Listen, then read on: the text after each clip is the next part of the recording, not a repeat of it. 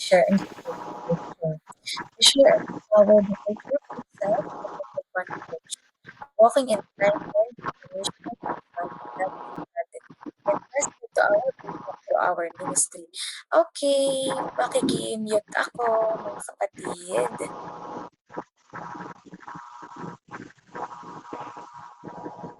Ayan, okay. Sige. Number 1, I am a blessing.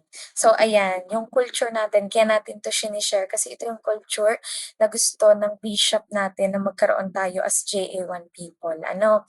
Kasi bawat churches may kanya-kanyang culture and this is our culture. So, 'pag sinabi nating, "I am a blessing," sabi nga sa Genesis chapter 12 verse 2 says, "And I will make you a great nation." And I will bless you and make your name great, and so you shall be a blessing. Okay, so yan yung sinabi ng Lord ano kay Abraham. So, dapat daw tayo ay maging blessing, maging pagpapala sa iba. Sabi dito, this is not our job, this is our calling. Of course, hindi natin 'to trabaho. Ano ba pinagkaiba ng trabaho sa calling? Pagka kasi sinabi nating job, ginagawa lang natin yon out of responsibility. Pero 'pag sinabi nating calling, we are doing it out of our commitment. Meaning, ginagawa natin hindi dahil kailangan lang, kundi dahil gusto talaga natin. Amen. So, we are already blessed and that's why we always give generously to what the church needs. So, blessed na tayo eh. Kaya talagang nagbibigay tayo or binibigyan natin yung pangangailangan ng ating church. Whether yan ay spiritual growth, emotional growth, intellectual, which is our wisdom, and finances, which is our tithes, pledge, and offerings. We are always ready to help others and care for them. Therefore, we are not a burden in our church. Kaya nga, di ba sabi, tayo ay blessing, hindi tayo burden. Ano ba ang burden sa Tagalog? Ang burden ay kabigatan. So, hindi tayo pabigat, no? Tayo ay blessing in all aspect of our lives. Amen? So, yan ang una. Tayo ay blessing. Pangalawa, I am anointed, sabi sa Luke chapter 4 verse 18. Yan ang ating verse di ba? Lagi natin yung nire-recite kasi yan yung revelation or yan ang nilalakaran na verse ng Jesus, the anointed one. Sabi dito, the Spirit of the Lord is upon me because He has anointed me to preach the gospel to the poor. Amen. So tayo ay ina-anoint ng Panginoon para i-preach ang gospel sa lahat. Bakit sa poor? Kasi lahat tayo ay poor. Hindi ko ibig sabihin na mahirap lang sa pera. Ano, poor sa kaalaman sa Panginoon. Amen?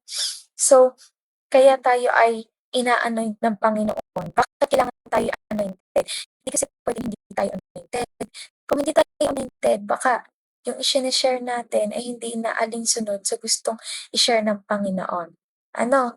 So, we should be anointed. At paano natin nalalaman na tayo ay anointed? Nalalaman natin na tayo ay anointed para tayo ay lumalakad na sa gustong palakaran ng Panginoon at 'pag sinusunod na natin ng hindi napipilitan at ng may kusa yung gusto na ipagawa sa atin ng Panginoon. Ano? Sabi nga dito, "Christ is in me." Amen. Sabi, He empowers me. Tayo daw ay ini-empower ng Panginoon. Kaya nga tayo anointed eh. 'Di ba? Hindi tayo nag empower sa tao, kundi ang Panginoon. Tayo daluyan lamang. Daluyan lamang ng Panginoon. We are already chosen by God. So, He starts within us. So, we can empower each other. Sabi nga dito, we are chosen by God. Ano? Tayo ay una, unang paano ko ba 'to i-explain sa Tagalog? Ine-empower muna tayo ng Panginoon para ma-e-empower natin ang iba. Amen. Since we are anointed, we are great examples of God likeness. So kaya natin na-empower yung iba kasi nagiging great example tayo ng Panginoon. At dahil nakikita ng tao ang Panginoon sa ating sarili, na-e-empower natin sila. Amen. Minsan hindi mo na kailangan mag-talk eh. Kailangan mo na lang to show it to them. And by showing it to them, they will be empowered. Amen? Kasi ang tao nga, to see is to believe, which is kabaliktaran ng believer of God. We believe before we see. Amen. Kaya alam niyo na kung anong key, kung paano masosolve ang mga kapatiran nating non-believers. To show them who is Jesus by our lives. Amen? Okay. So, I am a deliverer. Ayan. Paano pag sinabing deliverer? Luke chapter 4 verse 18 to 19 says, He has sent me to heal the brokenhearted. Ayun. Heal the brokenhearted. Totoo. Maraming dinadala sa atin si Lord sa church natin na alam niyo yung sawi ang puso sa maraming aspeto, financial, family, love life. Ano, dinadala sa church natin. Usually naman, lahat ng may sakit, hindi lang yung sakit physical ha, spiritual, emotional, financial, talaga namang dinadala sa church. Kaya naman talaga nag-church ang mga tao dahil sila ay nasasaktan. So, we are a deliverer. We are here to heal them. Pero ang tunay na naghi-heal ay Panginoon. Tayo ay ginagamit lamang para i-share sa kanila kung paano sila i-heal ng Panginoon. Ano? Sabi dito, He has sent me to heal the brokenhearted, to proclaim the liberty to the captives and recovery of the sight to the blind. Ano? Grabe 'tong verse na ito, eh. To set at liberty those who are oppressed, to proclaim the acceptable year of the Lord. So, eto yun, eh. Number one, I bring people to Christ. So, para sila ay dinadala natin sila kay Kristo. Pangalawa, I promote freedom and restoration. So, pangalawa, itinuturo dapat natin sa kanila, sa ating mga kapatiran, kung paano sila mase-set free sa kanilang pinagdadaanan, kung paano sila mare-restore. Kaya kapatid, higit sa lahat, ikaw dapat yung unang-unang makakaalam paano ka ba ma-set free, paano ka ba ma-restore, ano. So, kaya nga tayo uma-attend ng mga ganitong mentoring, kaya tayo uma-attend ng mga prayer meeting, kaya tayo uma-attend ng Sunday service, is itinuturo diyan kung paano tayo magkaka-freedom, kung paano tayo mare-restore. So, kung ano yung tinuturo sa'tin, ishe-share lang din natin sa ating mga kapatiran. Amen. So ano pa, I am an instrument for signs, wonders, and miracles. Of course, lagi mo yang iki-claim. Ano, lagi niyong iki-claim na tayo ay tinawag ng Panginoon para magpakita ng mga miracles. Alam niyo kung ano yung number one na miracle na talagang ginagamit tayo at alam ng ibang mga churches? Nagulat nga ako kasi 'di ba may bayaw ako na taga-Victory. Sabi nila ang JA1 daw ay Ghostbusters. Ha? Alam mo pala yun? Sabi ko gano'n. Oo, kasi alam naman natin na bawat churches may kanya-kanyang gift. Kasi yung gift nila is sa mga campuses, Victory 'no? So, ang gift natin, ano ba 'pag sinabing Ghostbusters? Ano, tayo kasi, 'yan talaga ang main calling natin. Sabi nga sa'kin nung bayaw ko, bibihira lang daw talaga na may mga na-encounter sila na sinasapian, na talagang dini-deliverance. Kasi hindi naman talaga 'yun yung calling nila, which is 'yun yung calling natin at dapat maging masaya kayo do'n because it's also like a miracle. 'Di ba sa Old Testament tinatawag din yang miracles ng mga Hudyo nung time na yon 'pag napapaalis ng mga disciples yung mga masamang espiritu, 'di ba?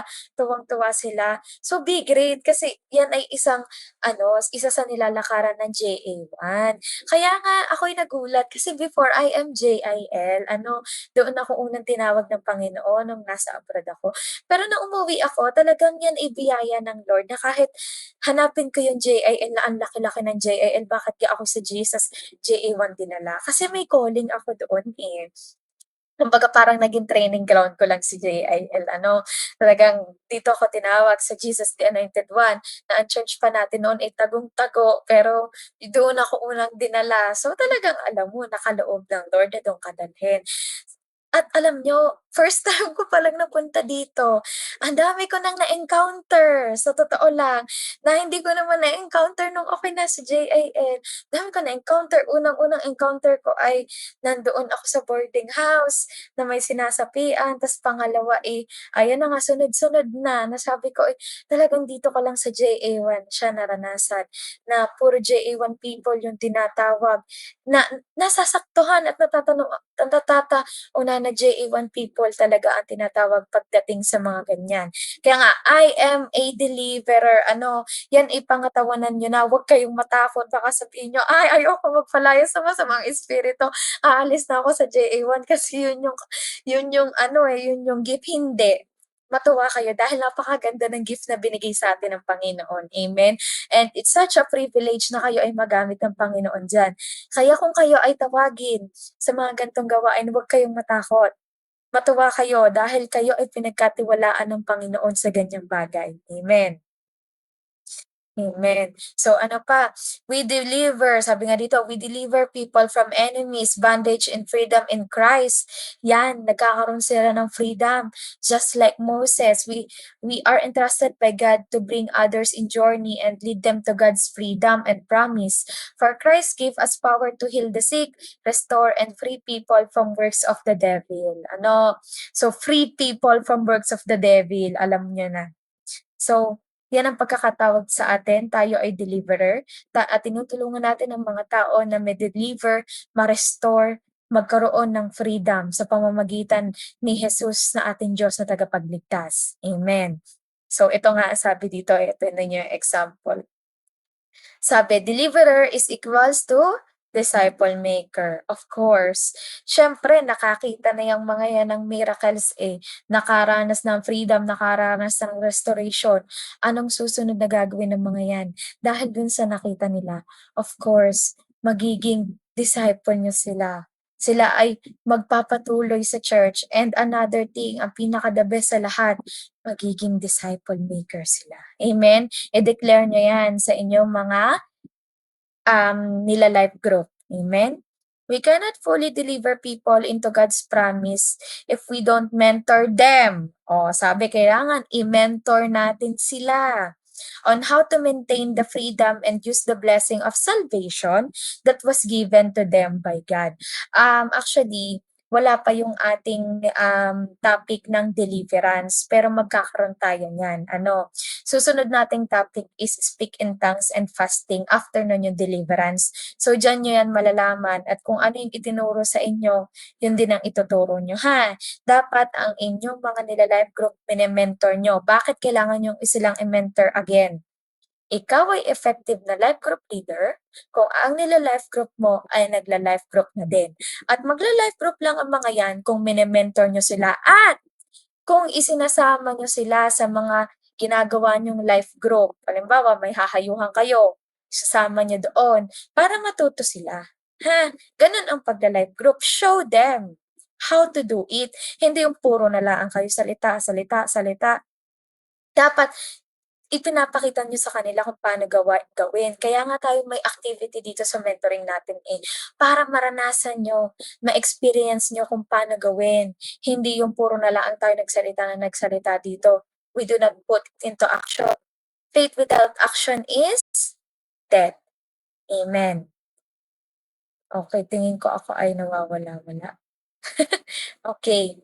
So, sabi nga dito, mentor them on how to maintain the freedom and use the blessing of salvation that was given to them by God. Therefore, a deliverer is a disciple maker. Okay? Ang deliverer is a disciple maker.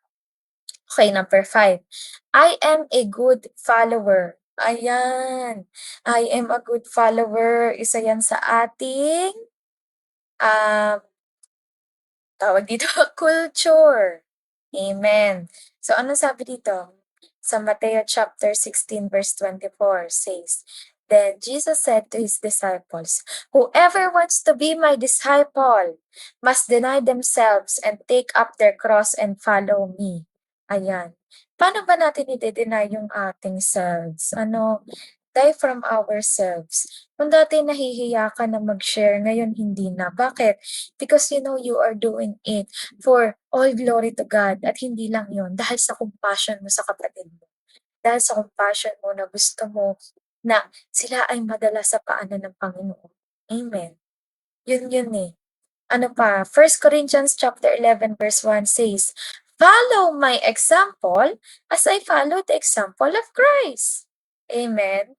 So, kailangan kung paano yung ginagawa, kung paano mag-disciple ang Panginoon, kung ano yung inuutos ng Panginoon, kung ano yung ginagawa niya, dapat gagawin din natin.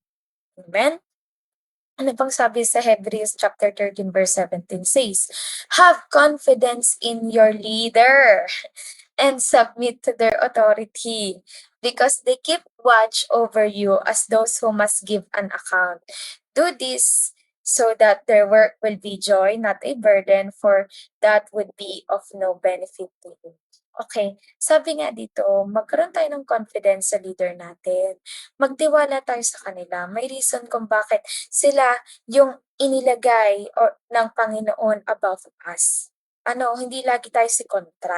Oo, nandiyan na pwede tayong mag-suggest, 'no, mag-suggest sa mga gusto nating i-suggest. Pero 'wag naman sasama ang loob natin kung hindi 'yon, panigan ng ating mga leader. So, may reason, ano. So, para naman hindi ma-burden ang ating mga leaders, huwag naman tayong pasaway sa ating mga leader. Ano, tayong makinig sa kanila. Kasi kayo yung leader din. No, pag alam niyo naman yung pakiramdam pag pasaway sa inyo yung mga dinidisciple niyo, ano, ang sakit sa puso, ano. So ano pa, I love to honor and follow God, therefore I love to submit to my leaders. Ano, kapag tayo nagsasubmit taas sa ating mga leaders, hindi tayo totally sa kanila, hindi sila yung totally na ino-honor natin, kundi ang Panginoon. I obey and not complain. Okay, iba yung nagko-complain sa nagsasuggest ha. Okay, so dapat tayo nag-o-obey at hindi tayo lagi na lang nagrereklamo. Ano, ang suggestion kasi, "Puwede po bang ganito, ganyan, gano'n." Nagko-complain, "Ala, eh, di pagka gano'n ginawa namin, eh, di gayon." Gayon ang pinagkaiba ng dalawa, ha? Okay. Ano sabi dito? "I don't go without blessing." Okay, ayan. Paano 'pag sinabi nating, don't go without blessing? Okay, lahat ng ginagawa natin kailangan ipinagpapaalam natin 'yan sa ating mga leaders, lalo na sa ating pastor. Hindi yung gagawin agad natin ng hindi tayo nagpapaalam, ha? Yun yung sinasabing, "I don't go without blessing." Another thing, kasi, halimbawa may desisyon kang gagawin, antayin mo muna yung revelation ng Lord sa'yo para masabi mo talagang, "Ayan ay biniless ng Lord, yang gagawin." Amen. Ano pa, I'm teachable, ayan, dapat tayo ay marunong magpaturo, ano, just like Jesus. He humbly came on earth and stripped his status without any complaints just to save us and serve us rather than be served. 'Di ba, pumunta dito si Kristo para tayo iligtas sa ating mga kasalanan by giving his life. Ano, he followed his parents when he was young to show us how to honor our parents. Oh, sinunod niya yung kanya kahit siya'y Diyos, siya ay natutong sumunod sa kanyang mga magulang para ano, para ipakita sa atin na dapat tayo ay marunong sumunod.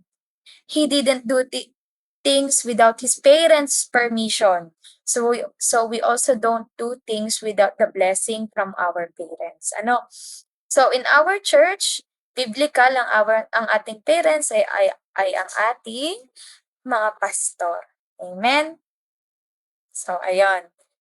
Number I think number 4 pala yung kanina. Ito yung number 5. I don't destroy, I build. Okay? Di dapat tayo nagde-destroy ha, dapat tayo ay nagbi-build ng relationship. Baka mamaya, paghiwalayin natin yung dalawang magjowang iyon, bawal bawal yung ginagawa nila. Wag namang gayon, may tama namang proseso doon. Ano, kaya nga we don't destroy, we build, ha? Okay. Sabi sa Ephesians chapter 4 verse 29, "Do not let any unwholesome talk came out of your mouths, but only what is helpful for building others up according to their needs, that it may benefit those who listen. Ayan. Ito kasi yun eh. Yung salita kasi natin, grabe yung nagagawa niyan eh. Sabi nga, ang ating dila ay mas matalas pa kaysa sa patalim. Nakalimutan ko lang kung anong Bible verse yun, pero yun ay may Bible verse about doon. Kaya everything we said, sobra yung nagagawa niyan. Yan ay nakakasira at nakaka-build. Depende sa kung ano lumalabas sa iyong bibig. Kaya be watchful ha, sa ating mga sinasalita, lalo na at talagang tayo naman ay ginagamit sa pagsasalita. Dahil yaan, yung ginagawa natin, nagpe-preach tayo, sinasabi natin yung mabuting balita, so talagang bibig yung ginagamit sa atin.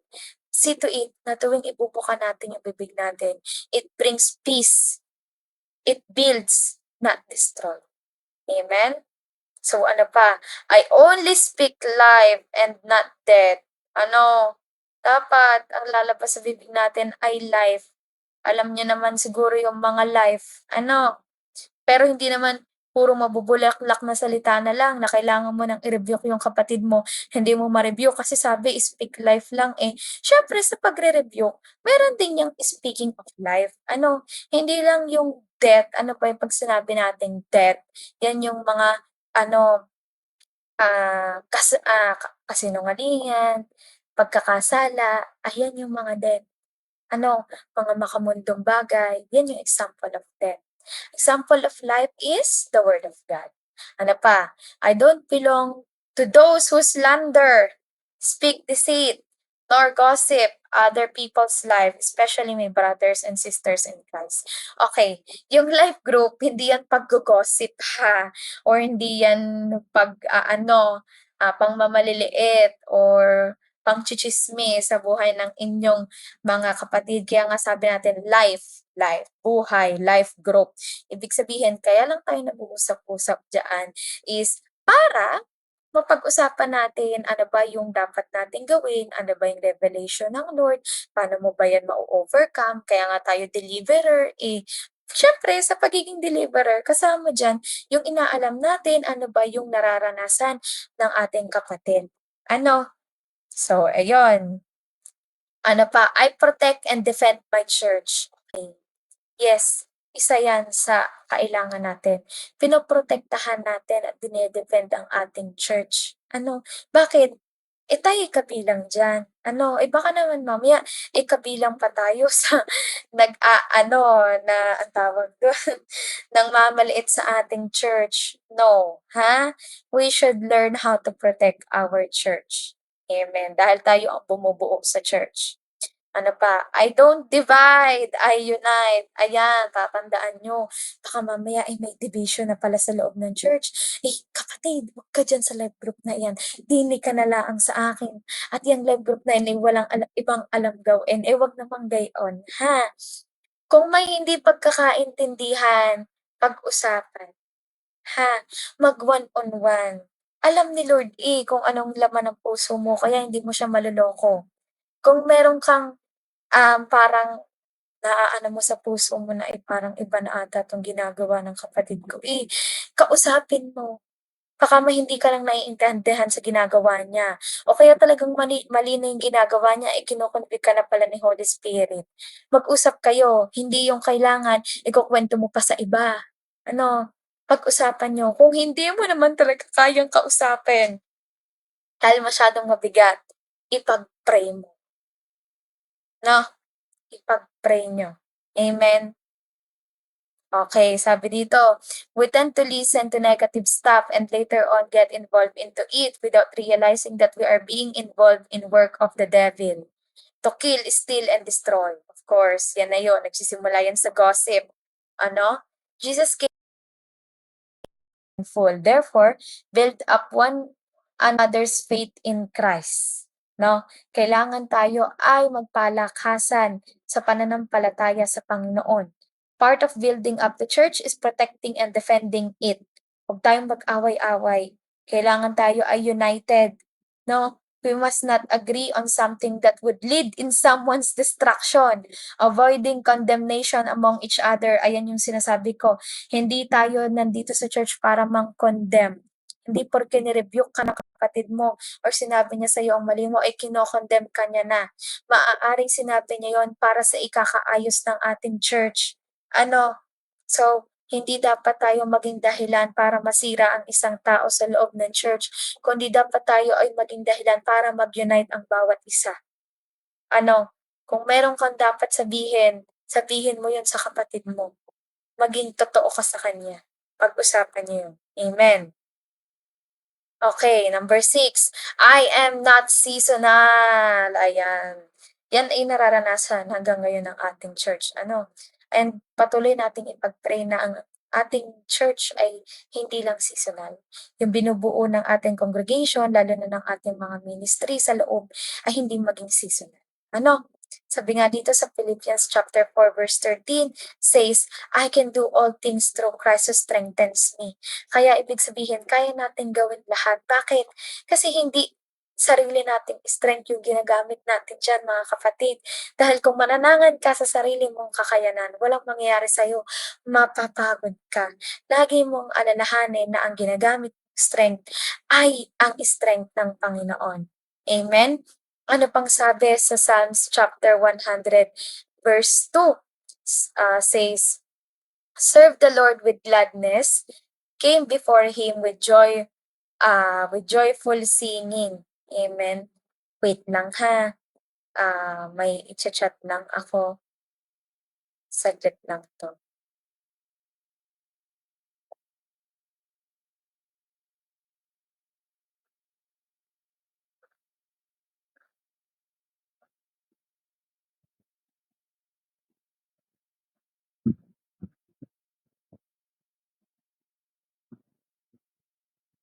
Okay, ayan. Sabi dito, serve the Lord with gladness, came before him with joyful singing. Ayan. No? So, kailangan tayo sa pagse-serve natin is masaya tayo para maiwasan natin yung pagiging seasonal natin. I am consistent. I serve God with gladness. I am not one of those who comes and goes. Amen. Sa pagse-serve, masaya dapat tayo. Sa pagse-serve, hindi lang tayo pasok, labas, kundi tayo nagpapagamit sa Lord. When we serve God, we serve not only when we feel like serving. Ayun, kasi karamihan magse-serve lang 'pag gusto, 'pag ayaw na at tinatamad saka na. Ano, 'wag naman tayong gano'n. Ano, Johnny paki-ano-ano 'yun, 'wag naman tayong gano'n. Kasi higit sa lahat hindi yung church yung sinasaktan natin, kundi yung Panginoon. Ano, tapos nagiging example pa tayo sa ibang churchmate natin na, eto nga leader, saka lang nagpapagamit pagka gusto. Eh, di gano'n na rin ako, siya pa kaya na leader, eh, di lalo na ako. Huwag tayong gano'n ha, huwag tayong gagaya kung meron man, and I pray na wala niyan sa church natin. Huwag tayong gagaya kung meron mang gumagawa nun. Ano, kasi may sarili tayong faith, ano, na bini-build sa Panginoon. May kanya-kanya tayong faith. Ano, ano pa, we serve because we are loved by Him. Ayan yung panghawakan niyo. Nagse-serve tayo dahil mahal tayo ng Panginoon at dahil mahal natin siya. Amen. His love enable us to love Him back by serving Him with gladness and not in reluctance. We can do what God wants us to do regardless of our weakness, lack of money, lack of resources, and lack of time because He is the one who enables, provide, and strengthen us. Ito yung gustong-gusto kong tandaan nyo ha, para hindi kayo maging seasonal. Whether ano yung pinagdadaanan niyo. Sabi nga dito, tayo ay tinawag ng Diyos, tayo ay tinawag na mag-serve in any circumstances of our life. Whether tayo ay nanghihina, tayo ay walang pera, sabi nga dito, wala tayong resources, kahit wala tayo niyan, hindi yan rason para hindi tayo mag-serve. Alam niyo isang revelation nga sa akin ng Panginoon, hindi porke nasa ibang bansa ako, hindi porke nasa, Hungary ako, hindi ko na kayo hindi ko na magagampanan yung pagiging leader ko as young professional. At biyaya ng Lord, ito yung talagang ini-reveal niya sa'kin. Uso na ngayon ng online, mag-mentor ka. Hindi rason na nasa malayo ka, 'no, para hindi ka magpaka-leader or magpaka-chairman ng young professional. So, gawin nating example 'yan, ano, 'wag nating tayong laging may dahilan sa paglilingkod. Sabi nga kahit weak ka, kahit ano yung nararanasan mo, still go and serve the Lord. Amen, with conviction. Ano, hindi yung ngayon lang ako inaapoy, eh, di ngayon laang tayo magse-serve, ngayon lang may apoy, kaya mawawala yung apoy mo kapatid, kasi you are being seasonal, okay? So ayan, ano sabi sa number 7?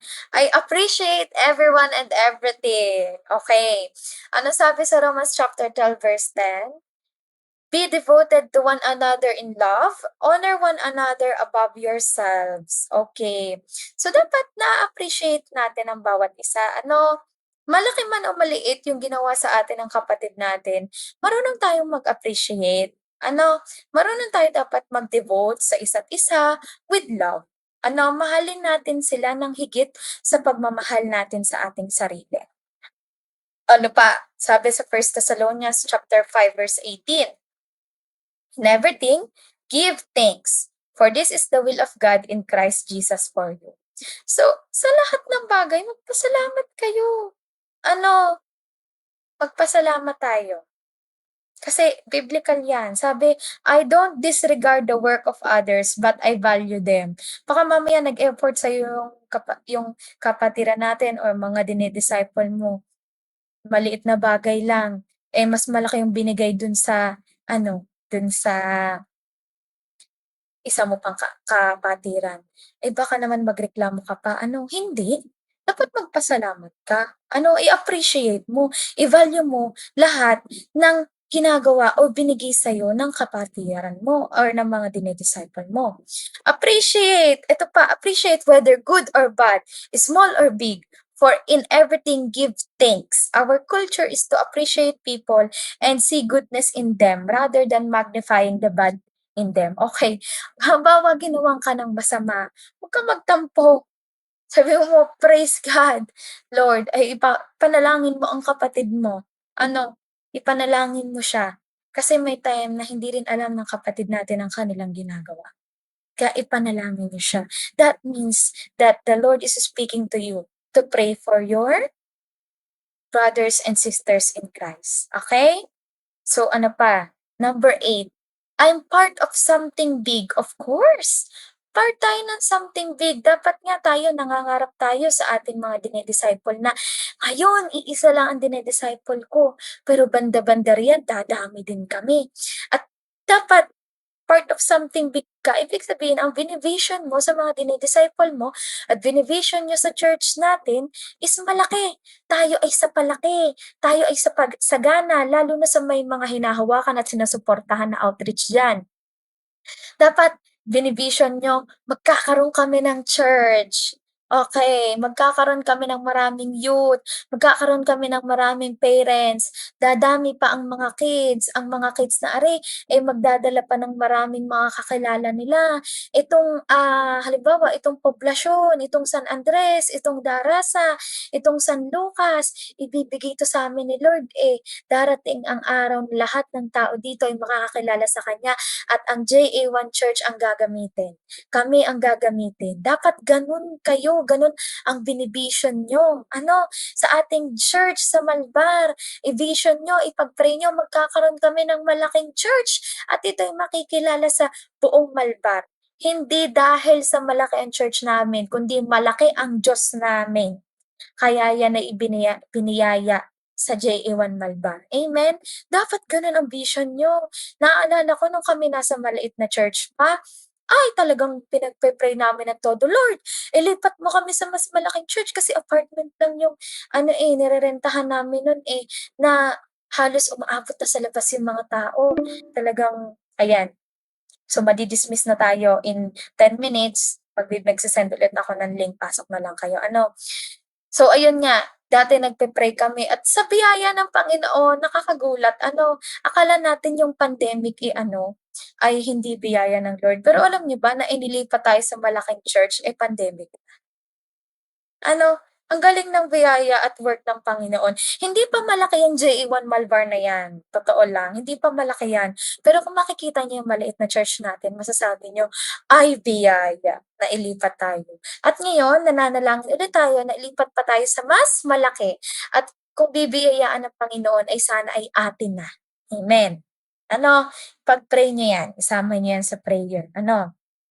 So, what we do, similar than what we are part of, we are our service as privilege to serve God, giving importance to what He has entrusted to us. So, we need to give importance to our church. Amen. Kasi in-entrust yan sa atin ng Panginoon. Kung ano man yung outreach or dini-disciple natin, in-entrust yan sa atin ng Panginoon. Ano? Okay, number 9. I'm in partnership with Christ. Ayun. Tayo ay in partnership with Christ. Sabi sa Romans chapter 5 verse 17 says, "For if by the trespass of one man, death reigned through that one man. How much more will those who receive God's abundant provision of grace and of the gift of righteousness reign in life through the one man Jesus Christ." Okay. So ganito, hindi dapat tayo nananangan sa sarili natin. Ano? Since Jesus is with us, in-entrust niya sa atin lahat ng meron tayo ngayon. Dapat tayo'y mapagkakatiwalaan doon. At dapat tayo, yung ating sinusunod, yung ating share ay in, nilalakaran natin siya in accordance doon sa Word of God. Hindi yung galing lang sa atin o kaya naman kaya lang natin share yung Word of God na yun, kasi yun yung kailangan natin, yun yung pangangailangan natin sa kanila. No, dapat ito ay kung ano yung gustong maganap ng Panginoon sa buhay ng taong yun o doon sa ating ina-outreach at sa ating church. Ano, we should learn how to follow the abundant provision of grace of God. The gift of righteousness, sabi nga dito, ano, dapat yung gift of righteousness ang mag-reign sa atin para yun yung maituro natin. Amen. So ano pa? Sabi sa Mateo chapter 28 verse 19 to 20, "Therefore, go and make disciples of all nation." Kaya tayo in partnership with Christ Kasi ganyan dapat yung ginagawa dapat natin yung calling natin.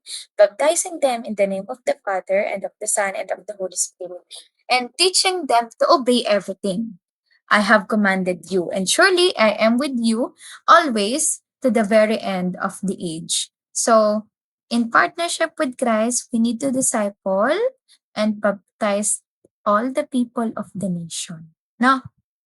So, I reign in life through Christ Jesus. I commissioned, I work with the King. So, paano ba tayo nagwo-work together with Christ?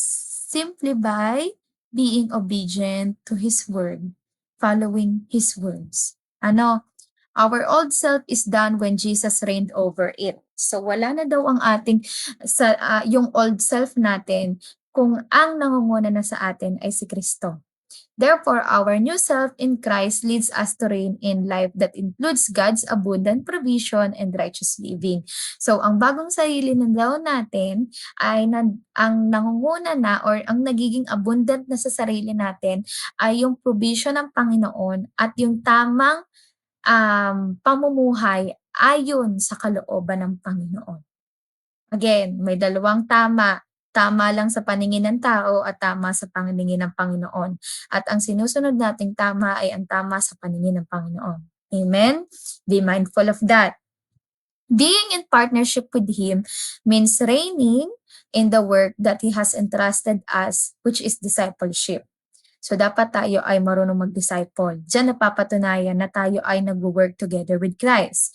This is the only work that we must do that has a promise attached, which is being with us until the very end of age. Him being with us means He will provide us everything we need until the very end. Amen? So, trust God, trust the process, kasi siya talaga yung magbibigay. Ano, siya yung magbibigay ng lahat ng ating pangangailangan. Ano pang sabi dito? I am not extreme. I don't use grace to sin. Okay. Hindi tayo extreme. Ano? Paano kung sinabing I don't use grace to sin? Dahil yung sabi nga, di ba, once nagkaroon na tayo ng salvation, hindi na yun babawiin sa atin. Pero wag naman sana na, may salvation na ako tumanggap na ako, so pwede na ako magkasala. Don't use grace to sin, okay? Huwag nating gamitin ang awa ng Diyos, ang biyaya ng Diyos. Ano, para gamitin natin sa pagkakasala. I use grace to pursue a holy living. I don't condemn people when they fall to sin. I condemn only the sin. Ayan, tandaan nyo yan ha. I grace to pursue a holy living. So, nagkakaroon daw tayo ng biyaya. Ginagamit natin ang biyaya ng Panginoon para tayong magkaroon ng holy na pamumuhay. At hindi tayo nako-condemn ng ating kapatid dahil sa kasalanan ginawa nila. Ang kino-condemn natin ay yung kasalanan, hindi sila. Amen? Okay, I'm not religious but I'm not worldly. Ano ba 'pag sinabi nating religious kasi? 'Pag religious kasi may sarili kasi silang paniniwala, Minsan out of context na sa gustong ipagawa ng Panginoon. So that is religious. Ang pananampalataya nila ay hindi lang sa Panginoon, kundi may pananampalataya ang may panata, 'yon panata, sorry. Ang panata nila hindi lang sa Diyos. May panata din sila sa sarili nilang church. Ano, so ang panata natin bilang Kristiyano, ito ay panata lamang sa Panginoon. Amen. Ano, so yan yung na I'm not religious, pero hindi ako worldly. Ano, let us not be carnal Christian who conforms to the pattern of this world by copying their ways of life that continually lives in sin. Ano ba 'pag sinabi natin carnal Christian? Ang kalahating paa ay nasa Diyos, ang kalahating paa ay nasa mundo. So, meron kasing example ng carnal Christian is nagtuturo ka nga, na-attend ka nga sa church, nagpapagamit ka nga sa mga gawain, pero hindi mo pa rin iniiwanan yung old na ikaw. So, you are considered as carnal Christian. Ano, kaya nga laging sinasabi sa atin na namatay na yung dating tayo.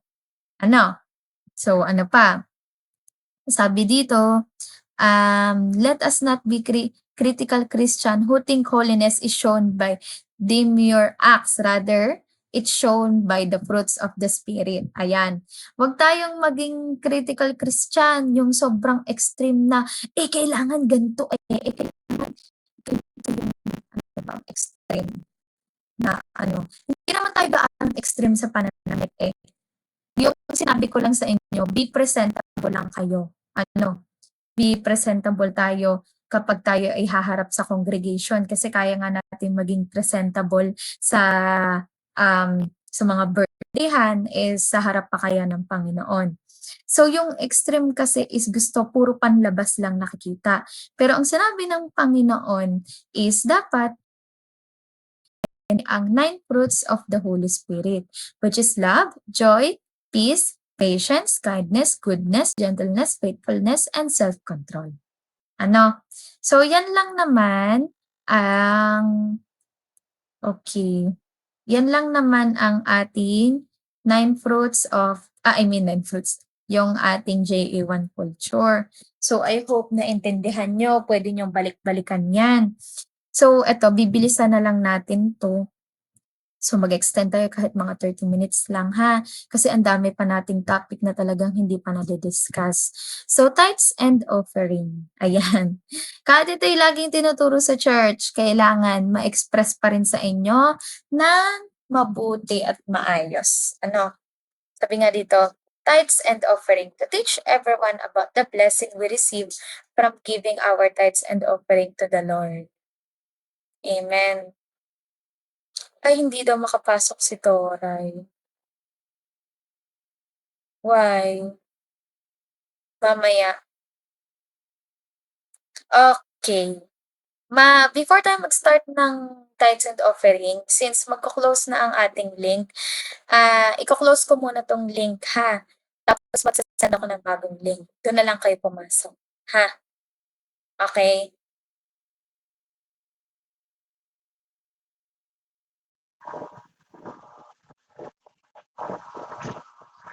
And offering, ayan. So sabi dito, to teach everyone about the blessings we receive from giving our tithes and offering to the Lord. So that is our objective. Okay, pakinggan mo what those tithes and offering means. Ano daw ibig sabihin nun?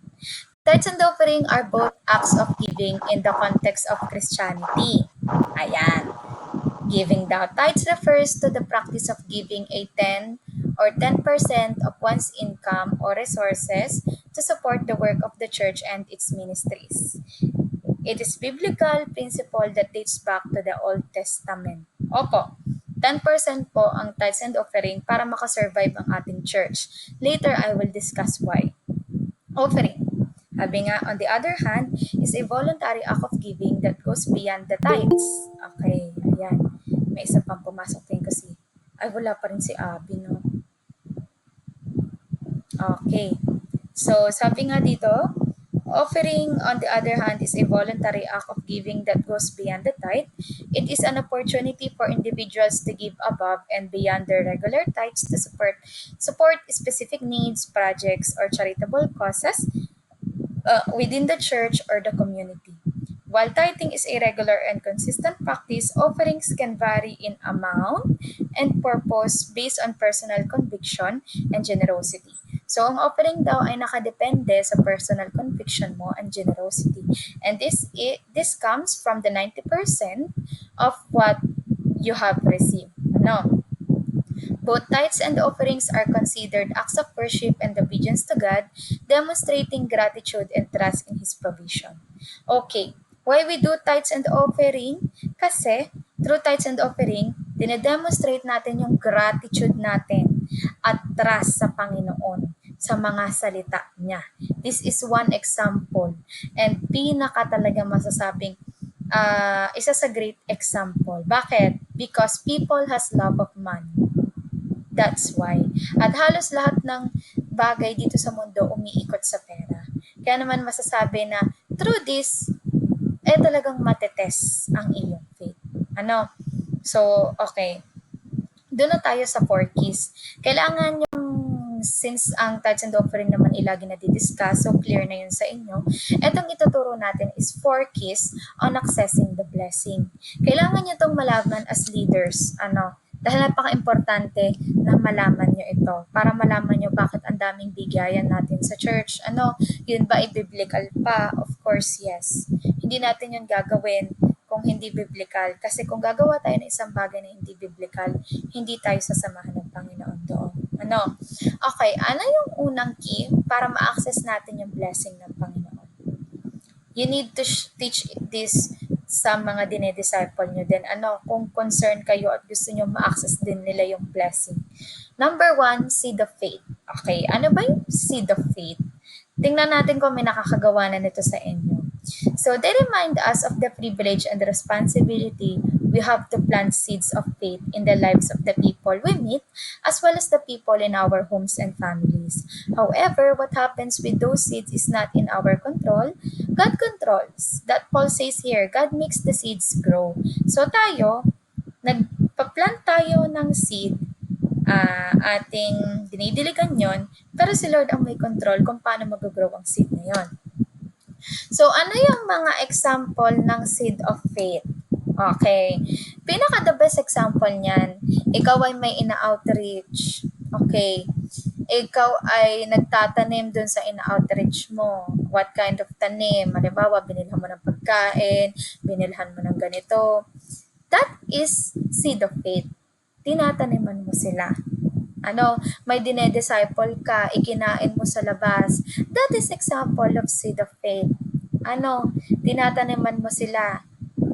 Kasi, kinoconvict ka or dahil masaya ka sa ginagawa mo.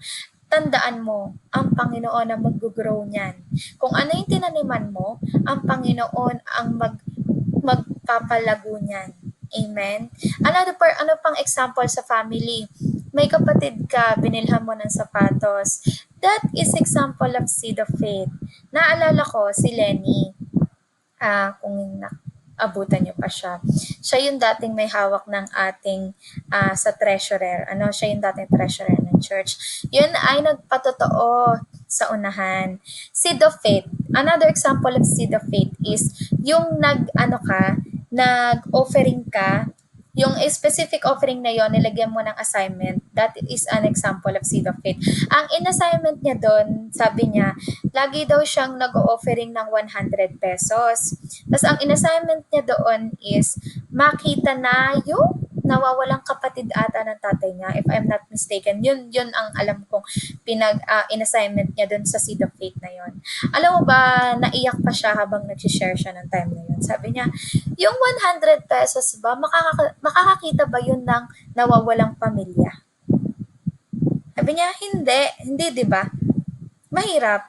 Pero alam nyo, biyaya ng Panginoon, talagang nakita ng Panginoon dun sa pagsiseed of faith niyang yon through offerings na faithful siya dun. Kaya yung nawawalang kapatid, alam ko basta may nawawala, nawawalang kapatid, nakita na, nagkita sila. Tuwan-tuwa siya nun. Kasi sabi niya, yun yung patotoo niya, na through Walang seed of kapatid faith. na eh. Yun yung sabi ni Pastor. Nakalimutan ko na nawawalang kapatid niya. So, through that seed of faith, nasagot yung kanyang panalangin. Kasi nandun yung conviction niya, nandun yung kanyang action. Kaya nga hindi ako talagang patuloy din ako na nag-o-offering para mabuksan yung gawain dyan sa JA1 San Andres at dito sa JA1 Hungary. Talagang yun ay tinataniman ko ng offering. May seed of faith ako. Dan hindi ko pinagmamalaki ha. I-share ko kasi yun yung aking testimony dito sa seed of faith na yun. Kaya kayo mga kapatid, kung meron kayong gustong taniman, may mga prayer kayo, pwede niyo yung taniman. Be specific. Taniman niyo yun. Kasi yun ay testimony na ng ating mga kapatid na may provision doon ng Panginoon. At biblical yun. Sabi po dyan sa mga taga-Corintos, chapter 9, verse 10 to 13. Basahin nyo na lang. So, kasi, medyo tight na tayo sa oras. Pero yun po, yung context. Yan. So, yung number 2 natin? Tithes and offering. Ayan. Una nating i-discuss yung ating tithes. So, letter A, tithes. Tithes refers to the practice of giving a 10% of one's income or resources. Kung ang income mo ay pera, di iyan yung babawasan mo. Kung ang resources mo ay pagtatanim, di yun ang babawasan mo, yun ay ibibigay mo to support the work of the church and its ministries. Alam niyo po, biblical. Baka kasi iniisip nyo, pag naman kasi baka kayo ay pilosopohin din ng inyong mga babagong dinedisciple. Kung magbibigay kami ng tithes namin, saan din ba yan pupunta? Di ba sa church din? Di naman yan directly kay Lord pumupunta Totoo po yun. Huwag nyo salang i-condemn doon. Totoo yun. Sa church talaga siya dumidiretso. Pero bakit? Saan yung ginagamit ng church? Para makasurvive ang church. Biblical yan. Sinabi ng church, sa Malakay 3:10, so that there would be food in my house. Ang minimin po ng Panginoon na food in my house ay yung kanyang templo. Ganito, na nagpagawa ng templo si David, kasi gusto yun ng Panginoon na magpagawa ng templo si David, yung parang cornerstone, pinaka-templo ng templo niya. So alam niyo ba na tinawag ni David lahat ng mga Israelita na ibigay nila yung kanilang gold, yung kaya nilang ibigay, yung gusto nilang ibigay para matugunan yung pangangailangan sa pagpapatayo. So that is biblical. Talagang ipinadala ng mga Israel yung mga gold nila. Kaya nga yung templo nung that time, yung templo na pinagawa ni David, it is made of gold. Bakit? Saan galing yung gold? Kay David lang ba yun galing? Hindi. Galing yun sa buong Israelita. Kaya nga kung babasahin niyo yung mga Malakay 3:10, so that there may be food in my house para matugunan ang pangangailangan sa kanyang templo. Ano, kasi marami tayong pangangailangan sa church natin eh. Unang-una, yung renta, bayad sa tubig, bayad sa kuryente. Minsan, meron tayong mga pledges, kailangan natin bumili ng mga upuan, ng mga electric fan, para na rin sa congregation, para na rin sa inyo, para convenient kayo. So, hindi naman kaya yan ng mga pastor lang natin na sila yung magke-carry. Iniwan nga nila yung mga trabaho nila, hindi nga sila nagtrabaho para makapag-focus dito sa ating church na ito. So, kaya tayo tinawag ng Panginoon na ibigay natin yung ating mga ikapo para makasurvive yung ating templo. Amen. So, dun yung ginagamit. At hindi na unang sinabi dyan ng Panginoon na magkaroon agad ng food sa kanyang bahay, kundi anong sinabi niya sa Malakay 3:10? Ibigay niyo ng ikasampung bahagi sa tahanan ng Diyos upang matugunan ang pangangailangan ng tahanan. Subukin niyo ako. Ang sinabi dyan ng Panginoon, isubukin niyo siya para i-bless niya kayo. Hindi lang yung tahanan niya ang bine-bless niyo, but yung blessing is para din sa inyo. No? Kaya tayo tinawag na ibigay yung ating ikapo. Okay. So, yun yung about sa tithes and offering. Letter B, offering. Ayun pala yung about sa tithes. Letter B, offering. This is giving out of the 90% of what we have after deducting our tithes unto the Lord. So, itong offering naman na to, ito na yung galing sa'yo. Ano? Kasi yung 10%, utos yan ng Lord na kailangan natin ibigay. Wala pa doon yung talagang galing sa sarili natin. No. Okay, ano ba sabi sa mga Kronika chapter 29 verse 9? Masayang-masaya ang mga tao sa kanilang mga kusang loob na paghahandog kay Yahweh at labis din itong ikinatuwa ni Haring David. Alam niyo ba, sa time ng Old Testament, napakadaming bigayan. Walang-wala pa yung bigayan natin. Sa totoo lang, marami silang ipinagdidiwang na giving. Kung babasahin niyo yung Old Testament, lalo na dun sa mga Kings of Kings, alam niyo ba yung mga nagse-celebrate ng mga tinapay na walang libadura? Maraming sacrifices na ibinibigay ang Israelites that time kasi nga wala pa si Jesus. So napakaswerte natin kasi may Jesus na nabuhay tayo. Napakadaming offerings at that time ng Israel. So ito namang 90% na ito yung kusang loob natin na ibinibigay sa Panginoon. Galing siya sa 90. Kaya nga, tithes and offering. Kaya kung makikita niyo yung mga leaders natin, ang hawak nila, isang red, isang white. Yung white is for your offerings and yung red is for your tithes. Amen. So, isang key yan para ma-access natin ang blessings sa Lord. And later on, malalaman nyo kung bakit, no? Ano yung number 3? Yan, malapit na tayo matapos kasi hanggang number 4 lang to. Kasi 4 keys. So, ano yung number 3 na key? First fruit. Okay, eto talaga baka marami magtanong dito sa first fruit na to, pero this is biblical ha. Sabi nga dito, therefore, the first fruit offerings acknowledges God's ownership of everything. So, nung unang, sabi nga dito, express thankfulness for His provision and anticipated what was to come. So, kung babasahin nyo sa Bible, yung mga Israelita, sa unang buwan ng unang taon, ibinibigay nila yung first fruit of their crops. Sabi nga dito, first fruit were given at the Feast of Harvest. Ayan. Kasi nga, meron sineselebrate na Feast of Harvest ang mga Israelita ng time na yun. Yun ay yung Thanksgiving nila kay God kasi pinagpapala sila ng Panginoon sa kanilang mga harvest. The second of 3 annual festivals. So, kung mamaya basahin natin yung Exodus chapter 23 verse 16. So, may 3 kasi festival ang mga Israelita. Yung festival na yan is about sa pagbibigay. So, nauna na dyan yung first fruit para i-acknowledge na lahat ng bagay at lahat ng meron tayo ay galing lang sa Lord. At hindi tayo magkakaroon ng bagay na yan kung hindi dahil sa Panginoon. Kasi merong iba masyadong boastful.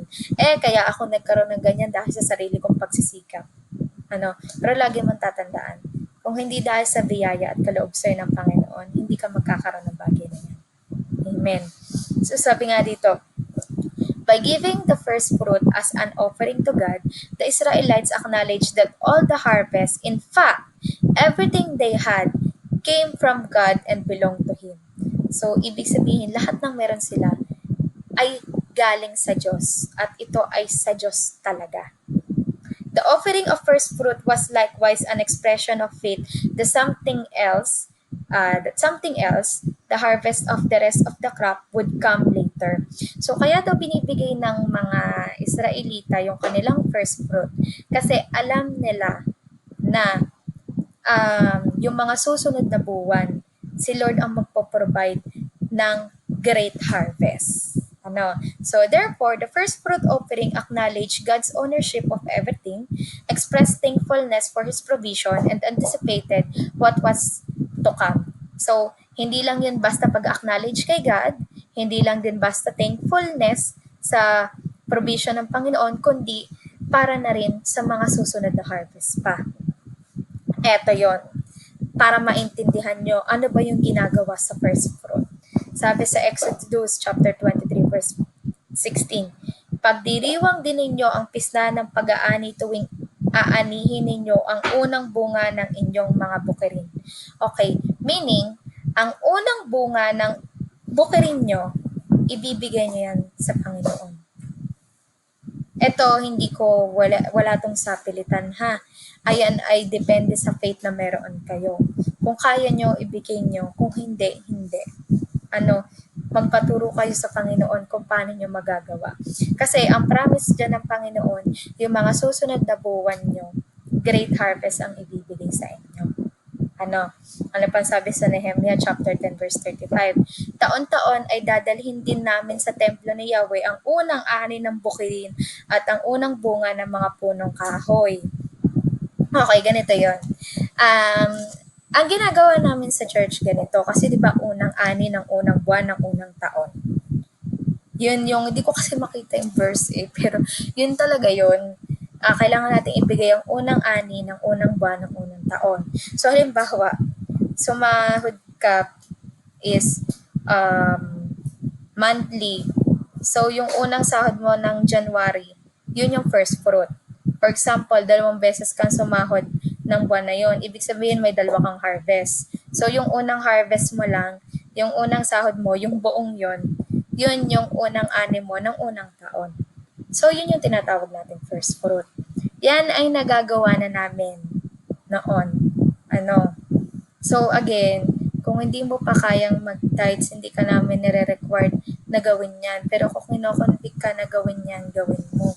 Yan ay nasa sayo, depende sa tayo ng pananampalataya mo sa Panginoon. Tinuturo ko ito, hindi dahil gusto namin na maraming pera sa church. Hindi ganon. Tinuturo ko ito dahil ito yung sabi sa Bible, to access the blessing. Bakit? Ano bang promise dyan? Anong sabi dyan? Ito yung promise. Sabi sa mga Kawikaan chapter 3 verse 9 to 10, parangalan mo si Yahweh sa pamamagitan ng iyong mga kayamanan at mula sa iyong mga pinakamainam na ani, siya ay iyo ring handugan. Sa gayon, kamalig mo ay lagi nang aapaw, sisidlan ng inumin mo ay hindi nga matutuyuan. So, ayan yung promise. So, ibig sabihin, hindi ka pagkukulangin ng Panginoon. No? Yan yung promise ng first fruit. Again, hindi ito sapilitan. Yan ay nasa sa inyo. Itinuturo ko lang how to access the blessing of the Lord. Ano pang sabi? Okay. So, yun yung first fruit. Nga pala, ipapaalala ko, sabi sa Malakay chapter 3, verse 11, hindi ko rin hahayaang salantain ng mga balang ang inyong mga pananim at mamumungan ng sagana ang inyong mga ubasan. So, ibig sabihin talagang may mga sumasalanta sa atin, sa mga gastusin natin. Talagang may time na unexpected nangyayari. Yung dapat naman hindi mangyari, pero sa halip na may ipon ka, nawawala kasi na ibibigay mo sa ganitong pangangailangan. So, yun yung iniiwasan. Yun yung iniiwasan sa pagbibigay. Sa halip na may mangyaring masama, naiiwasan mangyari yung masamang yon kasi nako-cover siya ng tithes and offering. Nako-cover siya ng inyong first fruit. So, hindi nangyayari, yun dapat na masamang yun. For example, bakit ba naranasan nyo na ba yun na pagsahod nyo ubos agad? Naranasan nyo yun. Ganun yun. Kapag hindi natin ibinibigay yung dapat na para sa Panginoon, hindi nako-cover or hindi na shield. Kasi nga 'di ba, yung ating tithes and offering, yung ating first fruit. Ang kino-cover ng first fruit, yung isang buong taon. Ang kino-cover ng tithes, yung monthly mo. So kapag hindi mo na ibibigay yung tithes mo, feeling mo lagi kang nauubusan.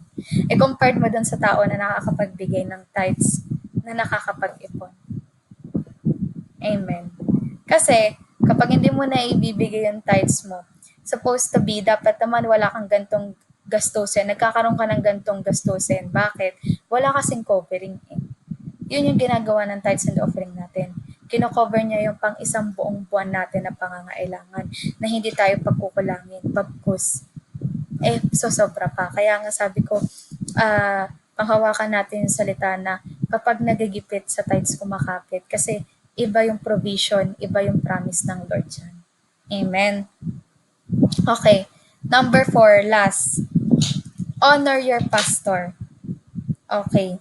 Yan ay isang key kung paano natin ma-access ang blessing. Okay.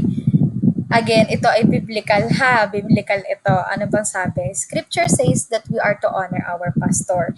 Yan yung sabi sa 1 Timoteo chapter 5 verse 17. This means that we should show them respect and give them the credit they deserve. Pastors are important people in the church. Scripture says that we are to honor them. This means that we should show them respect and honor them in our words and action. Okay? Hindi lang dapat sa words, pati sa action, ina-honor natin sila. Nare-respeto natin sila. Ito yung sabi sa 1 Timoteo chapter 5 verse 17. Ang mga matatandang pinuno ng iglesia na mahusay mamahala ay karapat-dapat tumanggap ng paggalang at kabayaran, lalo na ang mga masigasig sa pangangaral at pagtuturo ng salita ng Diyos. Okay, again, hindi ko ito itinuturo dahil sinabi ko lang, yan ay tinuturo ko dahil yan ay biblical. So, kita nyo naman ano yung sinabi dito. Sila ay karapat-dapat tumanggap ng paggalang. So, we need to respect them. At kabayaran. Hindi naman natin sila, babayaran natin sila kasi nagtuturo sila or dahil yun yung trabaho nila. No. We give because we love.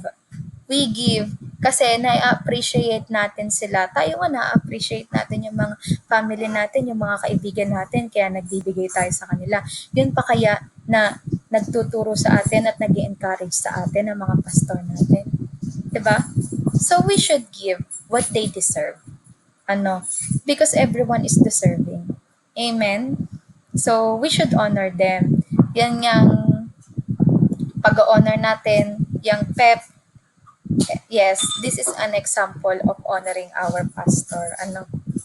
Yung naalala ko, we also try to honor them by giving yung binigyan natin ng sasakyan ng tatay, di ba?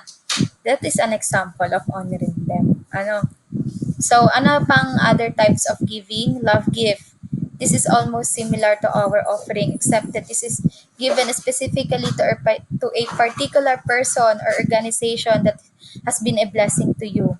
Okay, halimbawa, ang ating mga leaders, pwede natin silang bigyan ng love gift. Naaalala ko, noon kasing bago pa lang ako sa music team, although isang beses ko lang siya ginawa as part of my testimony, talagang kita ko kasi yung effort ni Kuya Ran na tinuturuan niya ako magpiano kahit na hindi ako ganun kagaling pumick up.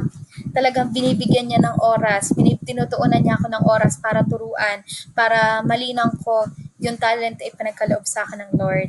And what I did, nagbigay ako ng love gift. Nagtanim ako sa kanya ng pera. So that is an example of giving your love gift to a specific person. For example, magpapakasal kayo, yung magkakasal sa inyo, kahit naman sa Catholic ginagawa yan ang sa atin kasing mga Christian, sa ating mga born again, ang ginagawa natin pag nagpapakasal, love gift tayo. Kung sino yung magkakasal sa inyo, sa kanila tayo magbibigay ng love gift. No specific amount, depende sa kung ano yung gusto nyong ibigay. So that is an example of love gift. Pledge, yan. Kadalasan ginagawa natin to sa church pag may kailangan tayong bilhin. No, pledge, this is a promise unto the Lord wherein a particular amount of money is given and intended for a special purpose. Halimbawa, kailangan natin ng additional na upuan sa church kasi dumadami na tayo. So, minsan nagpapa-pledge tayo doon, no? Para naman makabili tayo ng upuan o kaya naman kailangan natin ng bagong speaker para sa pagpe-praise and worship natin. So that is an example of pledge. Minsan nagpapa-pledge tayo doon. So yun, yan yung mga types of giving at yan yung mga 4 keys how to access the blessing. So, kung meron kayong mga dinidisciple, pwede nyo ring ituro yan. Para naman, ito, again, kaya ko rin itinuturo, baka kasi mamaya is mapaisip kayo, bakit ba may mga pledge, may mga love gift, may mga tithes and offering, may mga first fruit na bigayan sa church. Itinuturo ko para maintindihan nyo din kung bakit. Pero again, hindi sapilitan yung mga yan. Bakit? This is the reason why hindi dapat sapilitan ang pagbibigay. How to give? Number 1, we should give willingly. Ano pong sabi sa mga 2 Corinthians chapter 9 verse 7? Ang bawat isa ay dapat magbigay ayon sa kanyang pasya. Okay, ibig sabihin, ayon sa decision mo. Maluwag sa loob at hindi napipilitan lamang, sapagkat iniibig ng Diyos ang nagbibigay ng may kagalakan. Okay, yan ay utos ng Lord na tayo ay magbigay. Pero kung hindi yan tao sa puso mo or napipilitan ka lang at hindi ka masayang ibigay, kapatid, ako na nagsasabi sa'yo, wag mo nang ibigay. Kasi hindi yan mag-serve as blessing. No? Baka mag-serve pa yan as distraction sa'yo. Magbigay ka kung masaya ka at maluwag sa puso mo yung pagbibigay. Dahil yan yung sabi ng Lord. Amen. Pagbigay tayo ng hindi napipilitan. Although yan ay utos sa atin ng Panginoon. Pero ang gustong gawin sa atin at ituro sa atin ng Panginoon ay taos sa puso at masaya tayo na ibigay. Amen. Okay. Number 2, we should give according to example of Jesus. Okay.